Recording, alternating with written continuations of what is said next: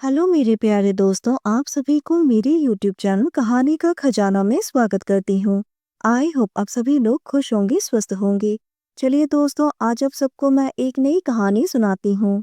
मेरा हाथ पकड़कर अपने कमरे में ले गई। वो मेरे बगल वाले कमरे में ही रहती थी। हमारे किराए के मकान में सिर्फ एक ही कॉमन बाथरूम था।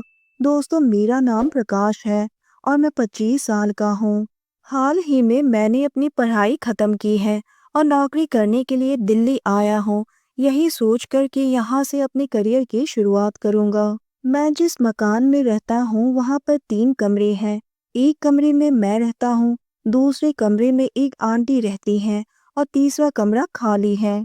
आंटी का नाम कविता है। आंटी के बारे में बताऊं तो वो 27 साल की, बहुत ही खूबसूरत और मनमोहक है।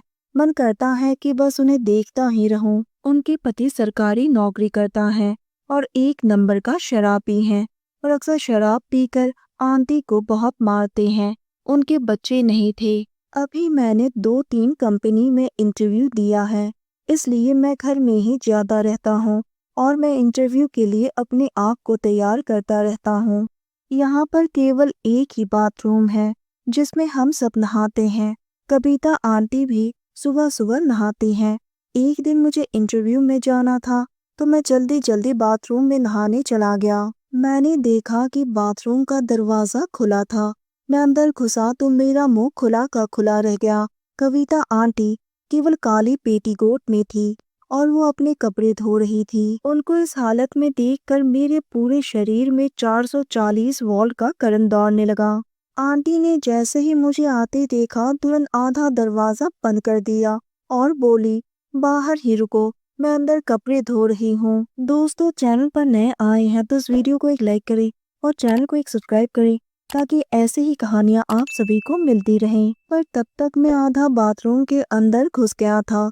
आंटी को देखकर ऐसा लग रहा था जैसे मैंने किसी स्वर्ग की अप्सरा का दर्शन कर लिया है। उनकी आवाज सुनकर मैं वहीं पर रुक गया। आंटी जल्दी जल्दी में पेटीकोट में ही बाहर आ गई।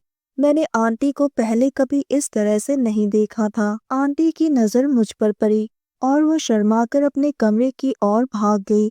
जाते हुए मुझे उनकी गोरी पीठ पर लाल निशान दिख रहे थे।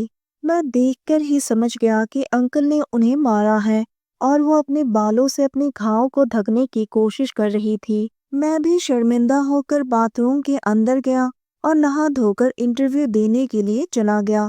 एक हफ्ता यूं ही निकल गया। फिर मैंने एक प्लान बनाया। मैंने अंकल से दोस्ती कर ली और शाम को मैं उनके साथ बैठकर गप्पे लड़ाने लगा ताकि आंटी आराम से रह सके और उन दोनों में झगड़ा ना हो।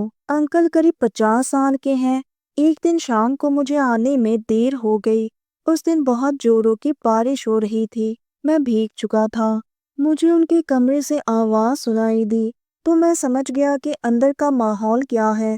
तो मैंने जल्दी से उनके घर की डोर बेल बजाया तो अंकल ने ही दरवाजा खोला। वो शराब के नशे में थे। अंकल मुझे देखकर ही खुश हो गए। उन्होंने मुझे भी एक पैक ऑफर किया। वैसे मैं पीता नहीं हूँ, बस उनको बुरा ना लगे इसलिए मैंने ले लिया। थोड़ी देर बाद वो सोफे पर ही बेहोश होकर गिर पड़े। मैंने आंटी को आवाज लगाया तो वो कमरे से बाहर आई।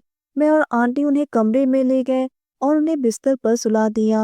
मैंने आंटी से पूछा, क्या आज भी अंकल ने आपके साथ बुरा बर्ताव किया है? तो आंटी मुझे अपने कमरे में ले गई और मेरे कंधे पर अपना सिर रखकर रोने लगी। मैंने आंटी से पूछा, आंटी आप लोगों में किस बात को लेकर झगड़ा होता है? तो आंटी ने कहा कि तुम्हारे अंकल को बच्चा चाहिए।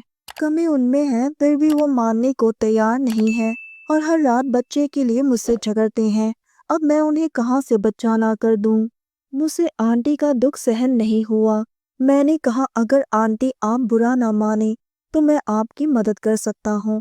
क्या आप एक रात के लिए मेरे साथ? आंटी अच्छी तरह से समझ गई।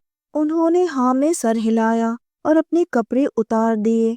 उस रात मैंने आंटी को हमेशा के लिए दुख दूर करने वाली दवा दी और उनके घाव पर प्यार का मरहम लगाया। वो सिसक रही थी, जैसे दवा का उन पर असर हो रहा था। 2 घंटे बाद जाकर उन्हें आराम मिला और वो सो गई। सुबह के 4 बजे मैं उनके कमरे से बाहर निकला और अपने कमरे में चला गया। 1 महीने बाद उन्होंने मुझे खुशखबरी सुनाई और आजकल अंकल और आंटी में झगड़ा बिल्कुल भी नहीं होता है। वो दोनों बहुत ही खुश रहने लगे हैं।